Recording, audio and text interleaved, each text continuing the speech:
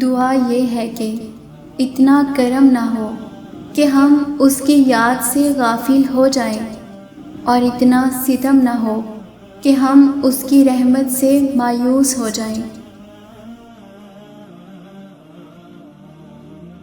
بڑے بڑوں کی بڑی بڑی خدمت کرنے کی بجائے چھوٹے لوگوں کی چھوٹی چھوٹی ضرورت پوری کر دی جائے۔ توبہ قبول ہو جائے تو گناہ دوبارہ سرزد نہیں ہوتا، بلکہ یاد گناہ بھی نہیں رہتی۔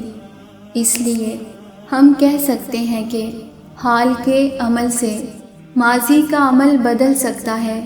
ماضی کفر ہو تو حال کلمہ پڑھ کر مومن ہو سکتا ہے، حال مومن ہو جائے تو ماضی بھی مومن۔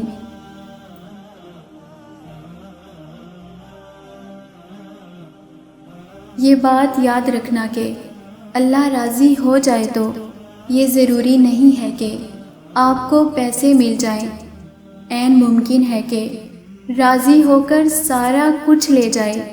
اس لیے اللہ کی رضامندی کو دنیاوی طور پر مت دیکھنا۔ اگر آپ کا دل اطمینان میں ہے تو اللہ راضی ہے، اور دل پریشان ہے تو آپ سمجھو کہ اللہ راضی نہیں ہے۔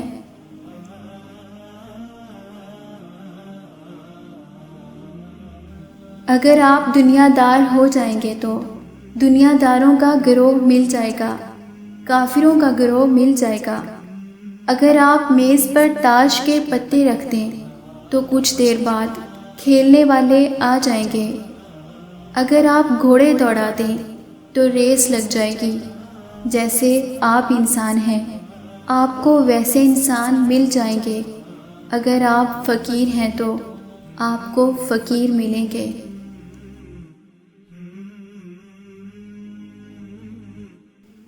اگر آپ تکلیف میں ہیں تو لوگوں سے اپنے حالات پوشیدہ رکھیں۔ اگر آسانی میں سے گزر رہے ہیں تو لوگوں کو اس میں شریک کریں۔ آپ اپنے غموں میں لوگوں کو انوالو نہ کرنا، شریک نہ کرنا، کیونکہ ان کے پاس پہلے ہی غم بڑے ہیں۔ تو یہ شکر کی تعریف ہے۔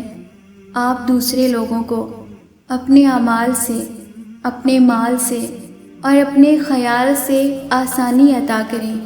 یہ زندگی کا شکر ہے کہ لوگوں کی زندگی سے برڈن کم کریں، لوگوں کو آسانیاں دیں۔